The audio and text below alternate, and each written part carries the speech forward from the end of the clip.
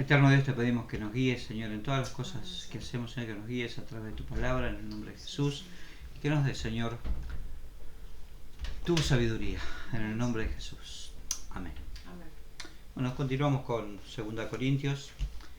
Hoy vamos a ver el capítulo 9, son 15 versículos. Vamos a leerlo todo.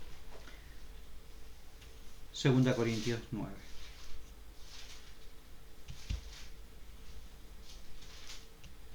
Cuanto a la administración para los santos, es por demás que yo os escriba, pues conozco vuestra buena voluntad, de la cual yo me glorío entre los de Macedonia, que acá ya está preparada desde el año pasado, y vuestro celo ha estimulado a la mayoría. Pero he enviado a los hermanos para que nuestro gloriarnos de vosotros no sea en esta parte en vano, para que, como lo he dicho, estéis preparados.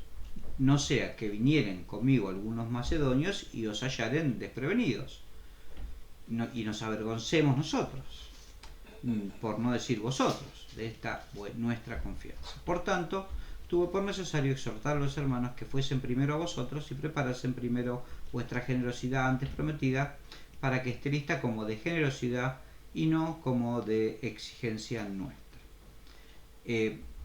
Pero esto digo, el que siembra escasamente, también segará escasamente; el que siembra generosamente, generosamente también segará. Cada uno dé como propuso en su corazón, no con tristeza ni por necesidad, porque Dios ama al dador alegre, y poderoso es Dios para hacer que abunde en vosotros toda gracia, a fin de que, teniendo siempre en todas las cosas todo lo suficiente, abundéis para toda buena obra, como está escrito: repartió Dios a los pobres, su justicia permanece para siempre. Y el que da semilla al que siembra y pan al que come, proveerá y multiplicará vuestra sementera y aumentará los frutos de vuestra justicia, para que estéis enriquecidos en todo, para toda liberalidad, la cual produce por medio de nosotros acción de gracias. Porque la administración de este servicio no solamente suple a lo que los santos falta, sino también abunda en muchas acciones de gracias a Dios. Pues por la excelencia de esta administración glorifican a Dios por la obediencia que profesáis en el Evangelio de Cristo, y por la liberalidad de vuestra contribución para ellos y para con todos. Asimismo, en la oración de ellos por vosotros, a quienes aman a causa de la superabundante gracia de Dios en vosotros. Gracias a Dios por su don inefable. Bien, y habíamos tomado esta ofrenda a los santos como una especie de excusa para hablar de cómo debe ser la obra de gracia a la cual Cristo nos ha llamado. Las obras a las cuales Él preparó, como leíamos anteriormente, de antemano, para que anduviésemos en ellas. Esas obras que el Señor quiere que hagamos y nos da para que hagamos. Entonces, habíamos visto, la semana pasada vimos a quién Dios, o las condiciones de aquellos a los cuales Dios confía esa obra de gracia. También habíamos visto condiciones previas, que debía abundar el amor, que debía abundar la sabiduría, que debía abundar la fe. Habíamos visto toda una serie de condiciones que rodeaban a la obra de gracia, y tomando como excusa, decía, a la ofrenda, ver cómo debía ser nuestra obra delante de Dios, y cómo debía ser nuestro corazón para la obra a la que Él nos llama. Y en el capítulo 9, Pablo retoma, o sigue con esto, no lo retoma, sino que continúa con esta obra de gracia, hablando específicamente de la ofrenda, y nos dice el modo en el cual debe ser hecho esto. En primer lugar, Pablo les habla a los corintios y les dice: en cuanto a la administración para los santos, por demás que yo os escriba. Ya le había escrito suficiente en cuanto a eso. Había mandado a Tito, había enviado para saber si ellos estaban en condiciones de hacer esa obra. Dice: porque conozco vuestra buena voluntad. O sea, él sabía que ya había voluntad, como habíamos dicho anteriormente, de hacer la obra, que estaba preparada de corazón, de la cual yo me glorío entre los de Macedonia. De manera que Pablo decía: miren a mí, a los muchachos de Corinto, cómo trabajan, cómo hacen esa ofrenda, ya desde el año pasado que ya están planeando hacerla. Pero como habíamos dicho también, hacía un año que estaban planeando hacerla y todavía estaban en veremos. Por lo cual le envía, dice, he enviado a los hermanos para que nuestro gloriarnos de vosotros no sea vano en esta parte. O sea, Pablo decía, no quiero que cuando lleguemos con los muchachos de Macedonia vean que ustedes todavía están en veremos y que todavía no llegaron a concluir con esa obra. No sea que vinieran conmigo algunos macedonios y os hallaren desprevenidos y nos avergoncemos nosotros, por no decir vosotros, de esta vuestra confianza. Por tanto, tuve por necesario exhortar a los hermanos que fuesen primero a vosotros, lo que ya habíamos visto, y preparasen primero vuestra generosidad antes prometida, para que esté lista como de generosidad y no como de exigencia nuestra. De manera, encontramos aquí un primer punto que Pablo destaca en el modo en el que debe ser hecha esta obra de gracia. Que la obra de gracia dice que no esté, que esté preparada desde antemano, que la podamos hacer con solicitud, con deseos de hacerla, con fuerzas para hacerla, con planeamiento para hacerla, no de una manera como de exigencia, no con amenaza, no con porque me está viendo el macedonio. No. Le dice, no quiero que vayan los macedonios y digan, uy, mirá, están ofrendando porque nosotros los estamos viendo. No para quien sirve al ojo, sino para que esté preparada de una manera de corazón, para que sea realmente como es, porque Pablo conocía en ese momento el corazón de los corintios, había sido ya noticiado de su arrepentimiento y de cómo estaban espiritualmente, y Pablo sabía que la ofrenda era de corazón, pero Pablo les decía, no quiero que se crea o que sea una obra de gracia hecha como de exigencia, o para mostrarse, o para mostrar a los demás que yo estoy haciendo una obra de gracia. No quiero que sea como esas obras que hacen los fariseos, que el Señor tanto criticó, que dice cuando ayunen, cuando oren, no lo hagan a la vista de todo el mundo, no lo hagan para que todo el mundo se dé cuenta de que ustedes lo están haciendo, no esperen a que los miren para orar o poner cara de circunstancia o para poner cara de yo soy espiritual, sino que eso debe ser una realidad en la vida de cada uno y se debe ver en todas las acciones y se debe ver, por decirlo de alguna manera, aunque no nos estén viendo, debe estar en nuestro corazón. De manera que el primer punto que Pablo aclara es que esto debe estar listo, debe ser parte de nuestro corazón, y la obra a la que Dios nos ha llamado no debe ser hecha para que otros lo vean, no debe ser hecha para que se vea mi bondad, para que se vea mi generosidad, para que se vea mi espiritualidad,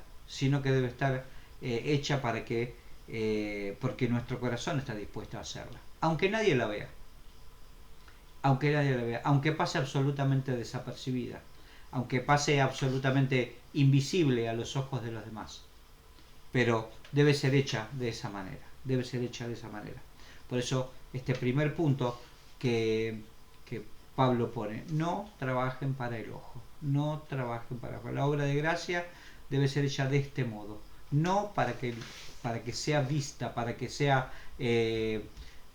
una comparación con la obra de los demás. Debe ser hecha de corazón, y luego pasa al versículo 6. Dice, el que siembra escasamente, también escasamente segará. Y el que siembra generosamente, generosamente también segará. Y aquí pone un punto saliente. Estamos cansados, ¿no?, de escuchar a los predicadores del supuesto evangelio de la prosperidad tergiversar este versículo y hablar de la ley de la siembra y la cosecha, y decir siempre dólares para recibir más dólares. Me hacen acordar un político argentino, ¿no? El que depositó dólares recibirá dólares. Siempre es mentira. siempre es mentira. Como la de los políticos, como la de estos pseudopastores. Dios no nos está hablando acá, nos está hablando de esta ofrenda que es un servicio, una obra de gracia. Y cuando nosotros hacemos esta obra de gracia, ya sea una ofrenda, ya sea un servicio en la iglesia, ya sea un servicio a un hermano, ya sea oración, ya sea ayuno, ya sea lo que sea que Dios nos envía a hacer, que Dios nos ha preparado de antemano para hacer, debemos hacerlo generosamente, no escasamente. No escasamente. Ahora, podríamos, si quieren, aplicar esa pseudo ley de la siembra y la cosecha, lo cual es cierto, si uno siembra trigo va a salir trigo, a no ser que, bueno, el enemigo pone cizaña en medio del trigo y de la cizaña no sale nada, pero si uno siembra trigo va a cosechar trigo. Podemos decir de la misma manera, no podemos sembrar escasamente, no podemos hacer la obra de gracia escasamente, sino generosamente. No podemos hacer la obra de gracia escatimando nuestros esfuerzos, no podemos hacer la obra de gracia escatimando en acciones para hacerla, no podemos hacer la obra de gracia a la que Dios nos ha llamado si somos reticentes con Dios, si somos escasos con Dios. El mismo en el versículo 3 del capítulo 8, y justo ahí atrás, Pablo elogia a los corintios y dice, pues doy testimonio, 2 Corintios 8:3, de que con agrado han dado conforme a su fuerza y aún más allá de sus fuerzas. Aún más allá de sus fuerzas. O sea, los corintios en este caso no fueron escasos con Pablo, no fueron escasos. A los gálatas también le dice, yo a causa de una enfermedad os prediqué el evangelio y ustedes me recibieron como a un ángel de Dios, más allá de su fuerza. Pero lamentablemente le damos a Dios lo que nos sobra, le damos a Dios lo que nos sobra. Y cuando hacemos un sacrificio de alabanza, cuando hacemos una obra, cualquiera esta sea, en vez de hacer lo que nos cuesta, hacemos lo que nos sobra. Somos como aquellos fariseos junto a la viuda que dan de lo que les sobra, dan de lo que les sobra. Y generalmente terminamos dando lo que nos sobra cuando se trata de hacer la obra de Dios. Cuando se trata de estar en la casa de Dios, damos lo que nos sobra. Cuando se trata de servir a Dios, damos lo que nos sobra. Cuando se trata de orar, damos el tiempo que nos sobra. Cuando se trata de estudiar la palabra de Dios, terminamos dando el tiempo que nos sobra. Y cuando terminamos sirviendo a Dios, generalmente también damos la porción de vida que nos sobra. Y no damos toda nuestra vida. No dedicamos todo nuestro ser, espíritu y alma del cuerpo para la obra del Señor. No dedicamos todo nuestro ser para la obra de Cristo. La obra de Cristo que en cada uno es diferente. La obra de Cristo que en algunos casos es mientras transcurre la vida normal de trabajo, de cuidado de la familia, de amor de la familia, vamos predicando el Evangelio y siendo hijos verdaderos de Dios. Pero solemos darle a Dios lo que nos sobra y no lo primero. Y Dios quiere lo primero. Él quiere las primicias de nosotros. Él quiere lo más importante de nosotros. Él quiere la mayor parte de nosotros. Él no nos quiere en partecitas. Él quiere el 100% de nosotros. Cuando David, hablando del arca de Dios, el terreno en el cual estaba, la persona dueña de ese terreno le dice, te la regalo, es tierra, usala vos. Y él dice, no, yo la voy a pagar, porque no ofreceré a Jehová sacrificio que no me cueste nada. No ofreceré a Dios sacrificio que no me cueste nada. Nosotros ofrecemos a Dios lo que no cuesta nada. Lo que no cuesta nada. Y esperamos de Dios prosperidad, y esperamos de Dios sanidad, y esperamos de Dios bendiciones, y esperamos de Dios todo lo que nosotros consideramos bueno. Pero ¿qué ofrecemos a Dios? Él pide nuestra vida a cambio, no pide nada menos no pide nada más. Pide nuestra vida a cambio. Y no podemos ser escasos con Dios, porque Él no ha sido escaso con nosotros. Él no ha sido escaso con nosotros. Vamos a volver a leer un pasaje que es maravilloso. Dice, según Filipenses 2, desde el 5. Haya pues en vosotros este mismo sentir, el cual hubo en Cristo Jesús, el cual, siendo en forma de Dios, no estimó el ser igual a Dios.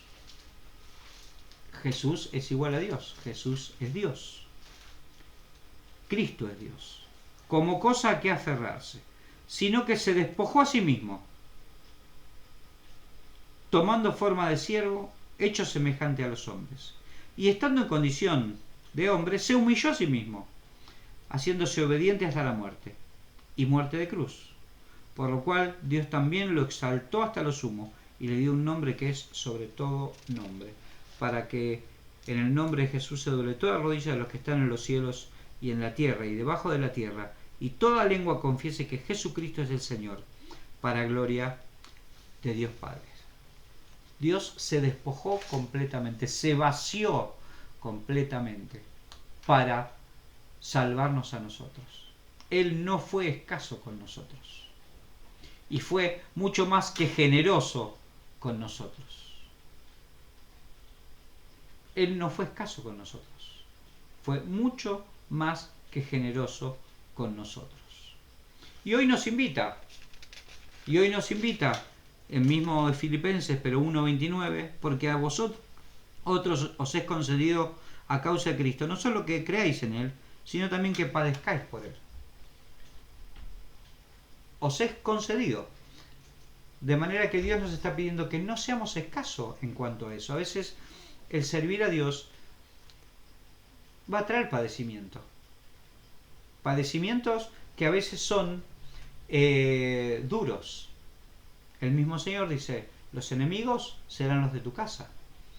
El padre enviará muerte a su hijo. La madre enviará muerte a su hijo. Los hijos enviarán a la muerte a su padre y a su madre por Cristo. A veces el padecimiento es muy duro porque recibimos la resistencia de quienes más amamos.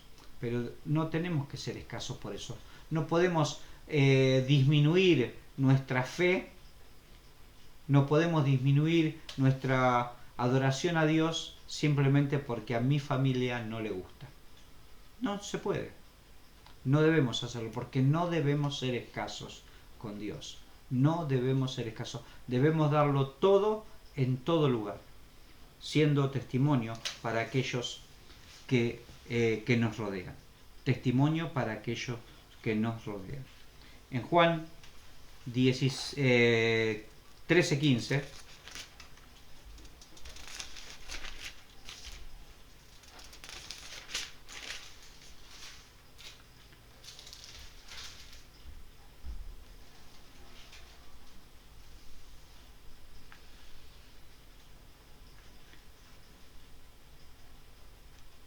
dice, porque estaban hablando del lavamiento de pies, en los cuales el Señor lava los pies a sus discípulos.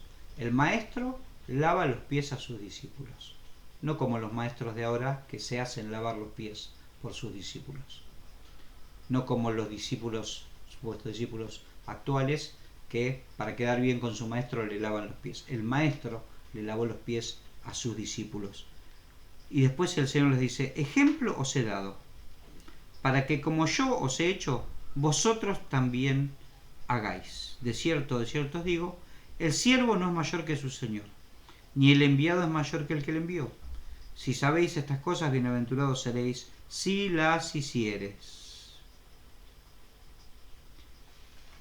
Ejemplo os he dado. El Señor nos dio ejemplo de cómo debe ser nuestra actitud para hacer la obra de gracia que Él nos ha mandado. No una obra escasa, no una obra reticente, no una obra a medias, no una obra que en la que demos el 5%, el 10% de nuestra vida y de nuestro ser. Dios nos pide absolutamente todo, absolutamente todo. Porque en el Sermón del Monte, Mateo 5:20,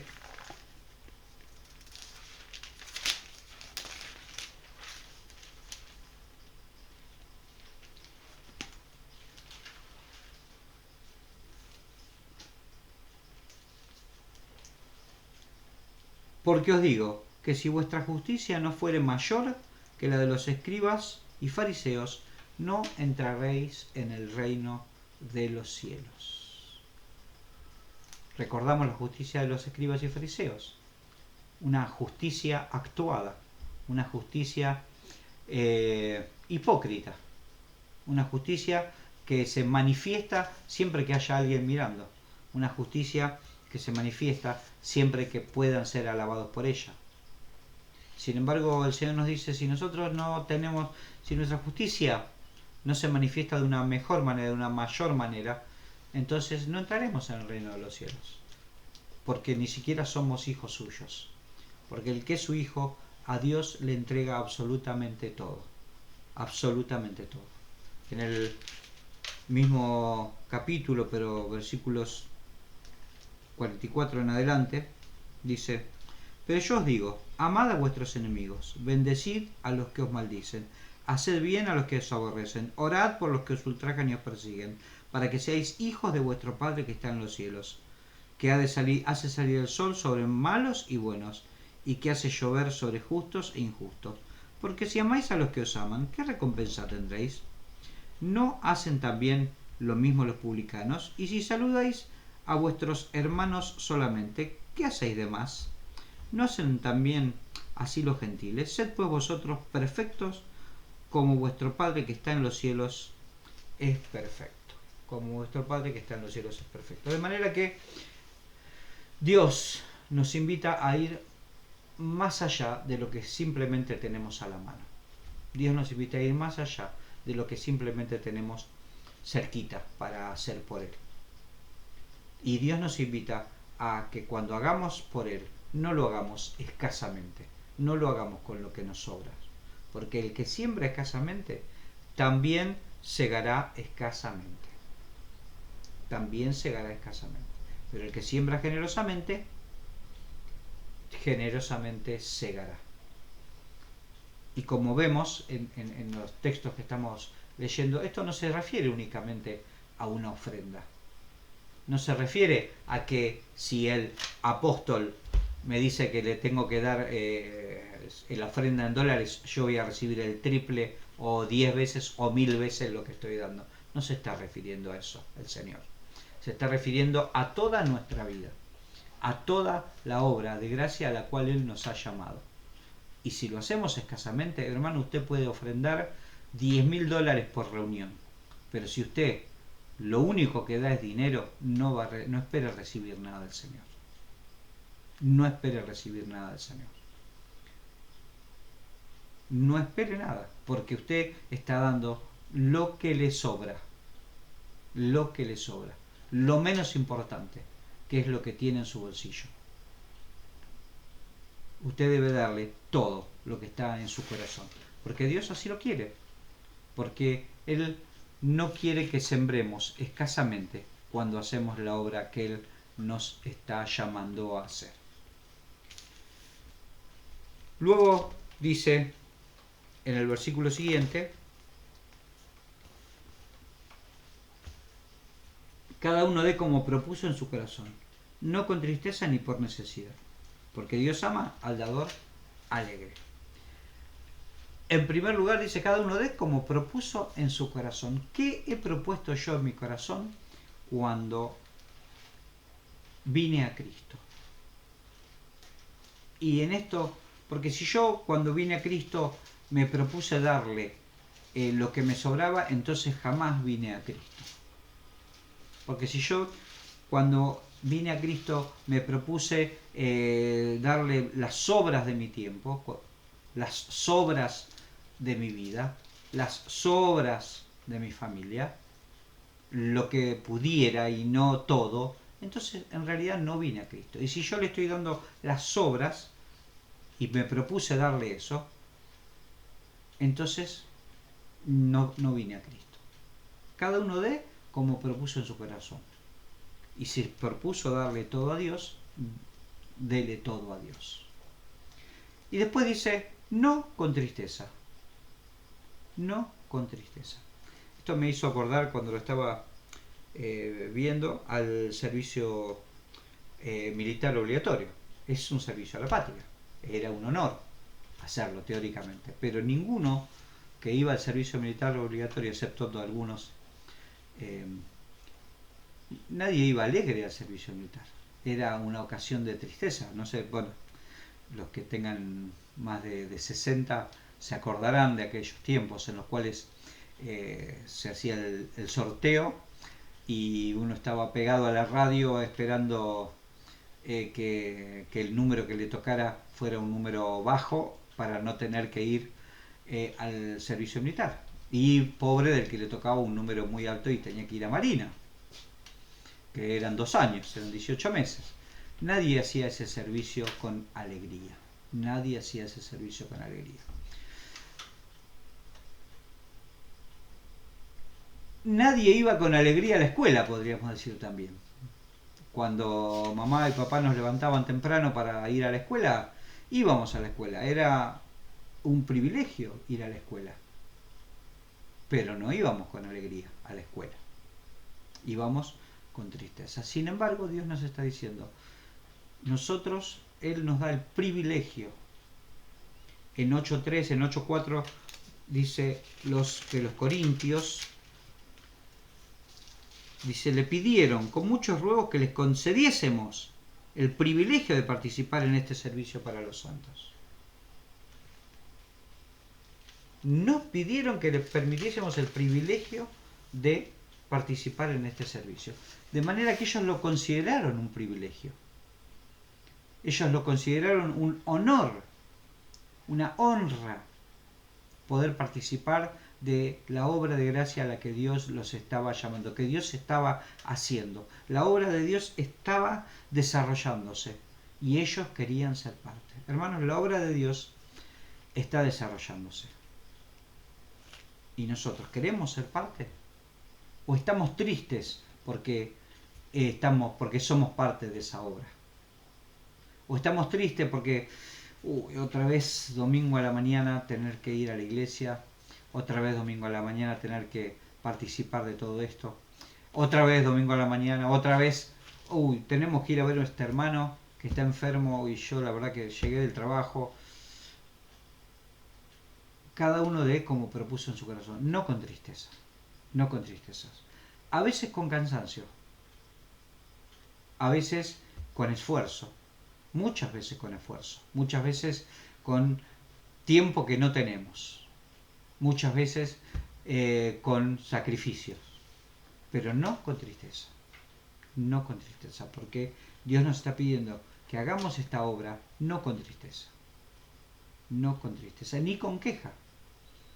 En Hebreos 13:17, hablando de los pastores, dice 13:7, Hebreos 13:7, acordado de vuestros pastores que os hablaron la palabra de Dios, considerad cuál haya sido el resultado de su conducta, imitad su fe.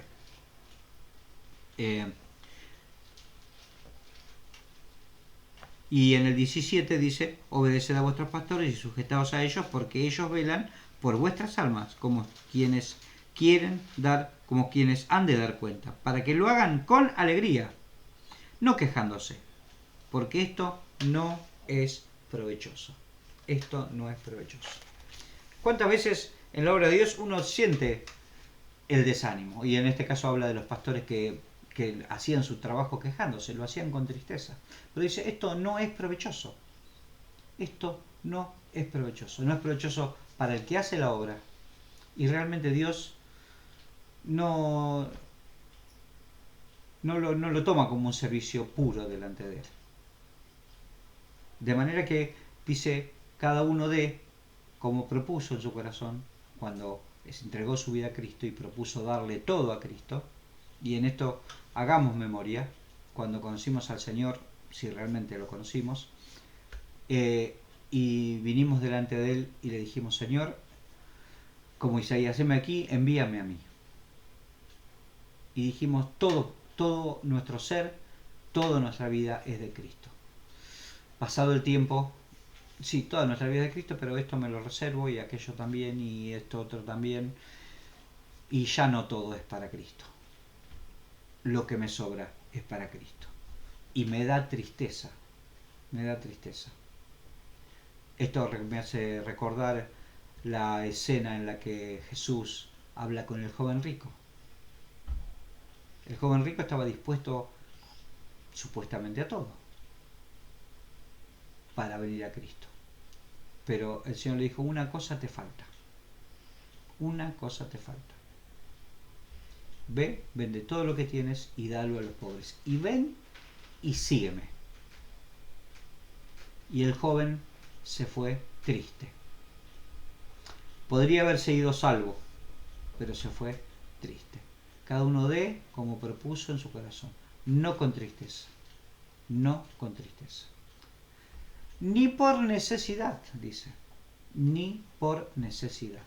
Tampoco tenemos que dedicarnos a la obra de gracia que el Señor nos da por necesidad. Esto hoy es lamentable ver cómo hay quienes se autodenominan a sí mismos pastores y abren un kiosco pastoral, porque de ahí a ser iglesia hay un paso muy grande, porque quieren gozar de beneficios económicos. Lamentablemente sucede. Pero Dios dice que no con tristeza, ni por necesidad. Ni por necesidad. Necesidad que algunos utilizan para abusar del pueblo de Dios. Exigiendo diezmos, exigiendo ofrendas, yendo a buscar los diezmos a las casas de los hermanos. Yendo a buscar los diezmos a la casa de los hermanos. Barbaridades que se ven, lamentablemente, en estos tiempos. Pero el Señor nos dice que no tenemos que servirle por necesidad. No, así que si usted, hermano, le dice, si escucha estas predicaciones en las cuales les aseguran que si usted está necesitando algo y ofrenda, Dios se lo va a dar, hermano, no le crea. Porque Dios dice que la ofrenda debe ser no por tristeza ni por necesidad. En estos tiempos podemos ver, lamentablemente, incluso figuras legales como la reducción a servidumbre por parte de supuestos hombres de Dios, supuestos pastores, que obligan a algunos miembros de las iglesias a limpiar sus casas, a hacer trabajos domésticos,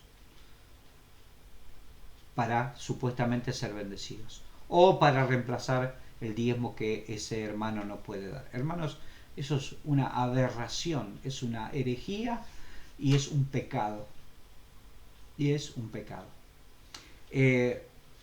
Dios dice que debemos darle el servicio a Él, no con tristeza ni por necesidad. ¿Por qué? Porque Dios ama al que lo hace alegremente. Dios ama al que lo hace alegremente. Leímos la semana pasada el pasaje de Pablo que dice, obligación me es impuesta, si lo hago alegremente soy beneficiado, pero si no, debo hacerlo. Pero debemos hacerlo con alegría, porque Dios ama al dador alegre. Luego dice en el versículo, dice, y poderoso Dios es Dios para hacer que abunde en vosotros toda gracia, a fin de que teniendo siempre en todas las cosas todo lo suficiente, abundéis para todas buenas obras. Como está escrito, repartió, dio a los pobres, su justicia permanece para siempre. El que da semilla al que siembra y pan al que come, proveerá y multiplicará vuestra sementera, aumentará los frutos de vuestra justicia, para que estéis enriquecidos. Aumentará los frutos de vuestra justicia. El segundo, es necesario que quien hace la obra de Dios, quien se pone las manos a la obra para hacer la obra de gracia a la cual Dios lo ha llamado, lo haga con total certeza de que su proveedor es Dios. Dios nos llama a hacer la obra y nos dice que Él proveerá para aquella obra a la cual nos ha llamado, porque Él es poderoso para hacer que abunde, dice, en nosotros toda gracia. Ustedes fíjense que no dice que abunde en ustedes todo el dinero que van a ofrendar, ciertamente. Lo que va a abundar es la gracia de Dios. No le diga, nos cansamos de escuchar diciendo usted ponga todo lo que tiene en el bolsillo porque Dios le va a hacer abundar. Mentira. Lo que abunda es la gracia de Dios. La gracia de Dios. Como decíamos la semana pasada en el capítulo 8, Él nos llama a hacerlo según lo que tenemos y no lo que no tenemos. Y si falta, Dios lo proveerá. Dios lo proveerá. Para que abunde en nosotros toda gracia, a fin de que teniendo siempre en todas las cosas todo lo suficiente. Siempre en todas las cosas todo lo suficiente.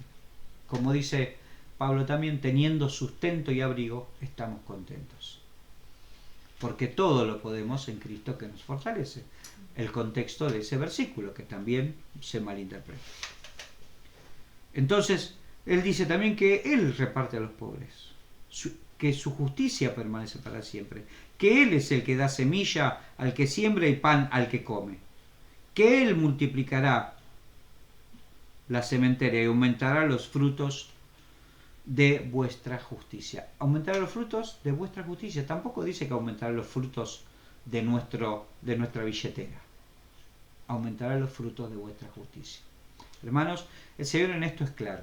Y como verán, si bien este pasaje Pablo lo aplica a la ofrenda que se está juntando para llevar a Jerusalén, va mucho más allá de eso y se refiere a toda la obra que el Señor nos manda a hacer.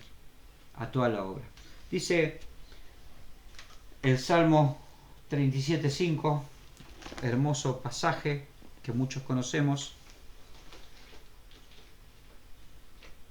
Encomienda a Jehová tu camino y confía en Él, y Él hará. Encomienda a Jehová tu camino, confía en Él, y Él hará. Un pasaje absolutamente paralelo y confirmador de lo que Pablo también les está diciendo a los corintios. El Señor, ustedes encomienden a Dios su camino. Confíen en Jehová, confíen en Dios. Porque Él los llamó, nos llamó para la obra de gracia. Él nos dio esa obra para realizar. Él hará. Él hará. No somos nosotros los que hemos de hacer. Juan 16:33.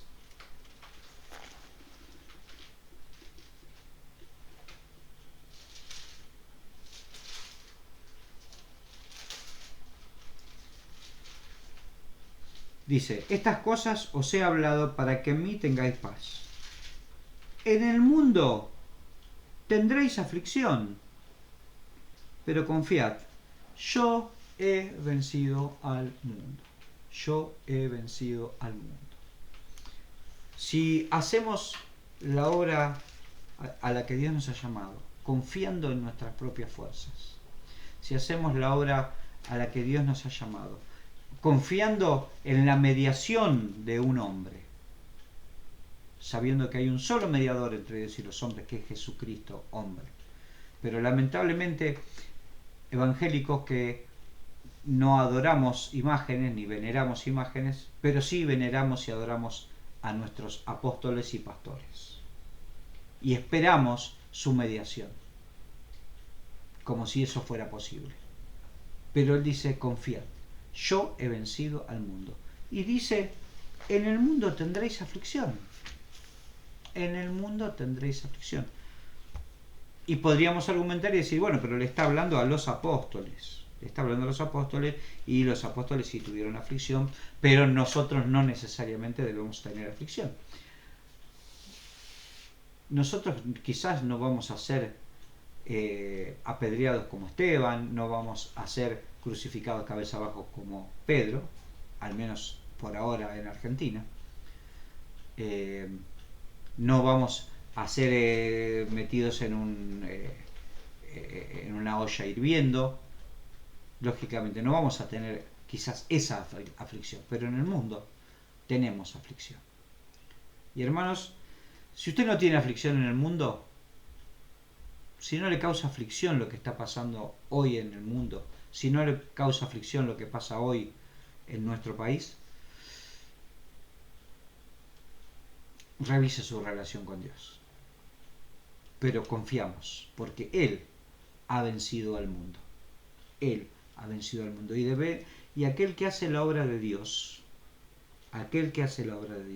debe confiar, como dice Pablo aquí, en el Señor, porque Él es el que abunda en todo para toda buena obra. Él es el que abunda para que las buenas obras que han sido preparadas de antemano para que anduviésemos en ellas sean hechas por nosotros. Dice, para que enriquecidos, acá está, para que estéis enriquecidos, el versículo 11, en todo, para toda liberalidad. Ahora, enriquecidos en todo, pero a pesar de que, 2 Corintios 9:11, a pesar de que viene hablando de una ofrenda, esta riqueza de la que está hablando Pablo, en el contexto, no es necesariamente la riqueza material. Enriquecidos en todo. Dice, ¿para qué? Para toda liberalidad, la cual produce en nosotros acción de gracia. Toda liberalidad. Liberalidad significa dar, poner, actuar sin esperar recompensa de ello. Sin esperar recompensa de ello. Mateo 10, versículo 8.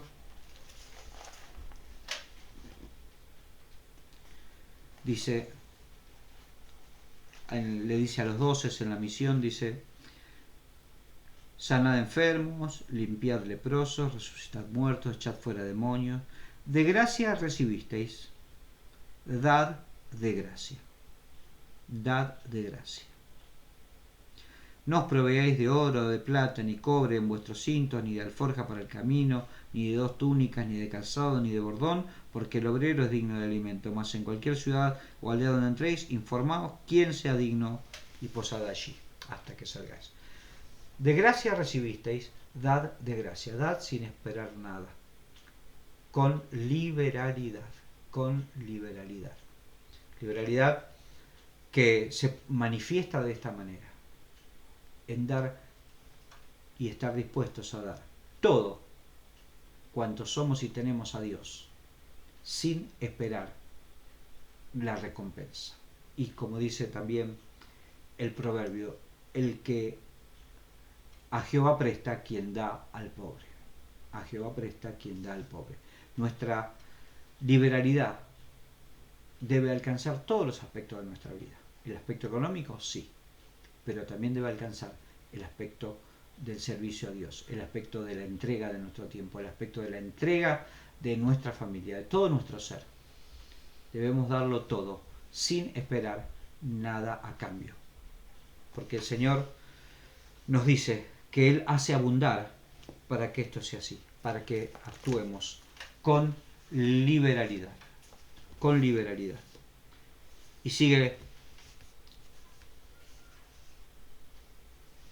el pasaje, porque en el versículo 12, 2 Corintios 9:12, porque la administración de este servicio no solamente suple a los santos lo que falta, sino también que abunda en muchas acciones de gracia. El servicio abunda en acciones de gracia. Cuando servimos a Dios como Dios nos llama a servirle, va a redundar en acciones de gracia. Acción de gracia de parte de aquellos que han sido el objeto de ese servicio, que han sido los destinatarios de aquella obra, que han sido los beneficiados tal vez con aquella obra, prefiriendo, como dice la misma palabra, a los hermanos, pero también acciones de gracia de parte de nosotros por haber podido participar del privilegio de servir a Dios.